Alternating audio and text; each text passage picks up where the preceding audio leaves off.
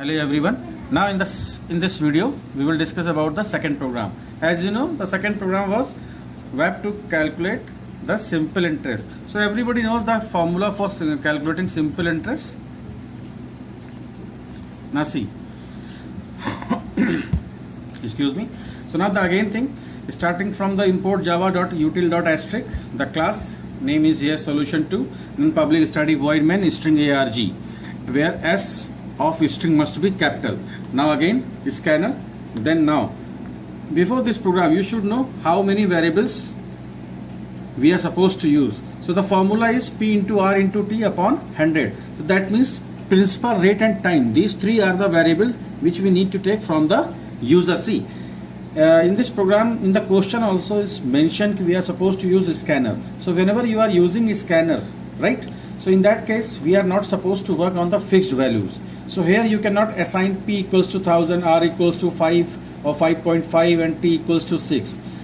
In that case you will not get marks, right? So better to use a scanner in each and every program.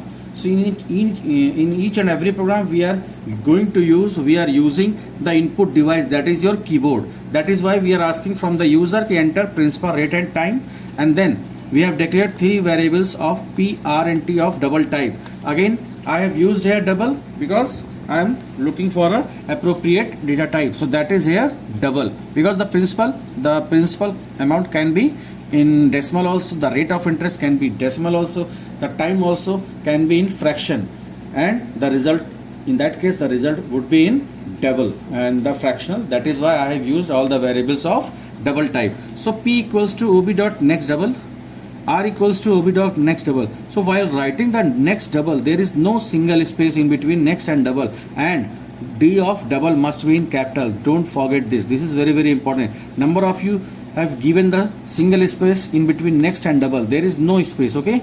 And after that there is a round bracket opening and closing, then the semicolon, right? So after inputting principal, rate and time, now the formula we have to apply si equals to p into r into t upon 100, and then we have to put the semicolon. See, after the second opening and before the first closing curly braces, each and every line, see, you can see here, each and every line must be terminated with semicolon, like you have used the same structure in C++ also, in which we were putting the semicolon after the void main, right? In each and every line must be terminated with a semicolon. So the same thing here also we have to apply.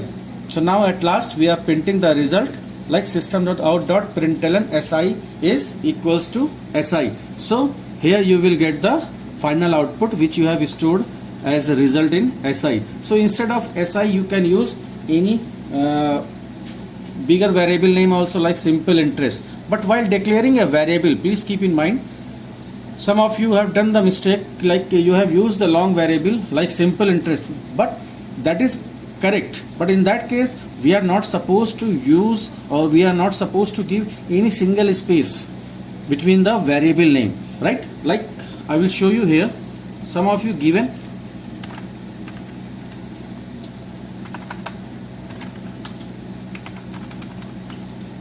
so this one is correct. It can be correct if you will remove this space. If you are giving a space like this, so that is wrong.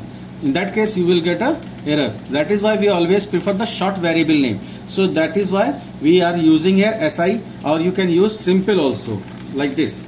You can use simple also, as I have shown you here. In that case it should be simple here also, and while printing must be like this, right? Now let me show you the output. So for that, again control 1 for compilation, for finding the errors. If there is no error, that means your program is again ready to execute, right? So now for execution, control 2, now you will get the output window in which you can enter any value, like rate of interest 5.5, time is 6 months, and now the output is coming 330.0, right? So this is a simple output, and this one is very easy program for you, okay?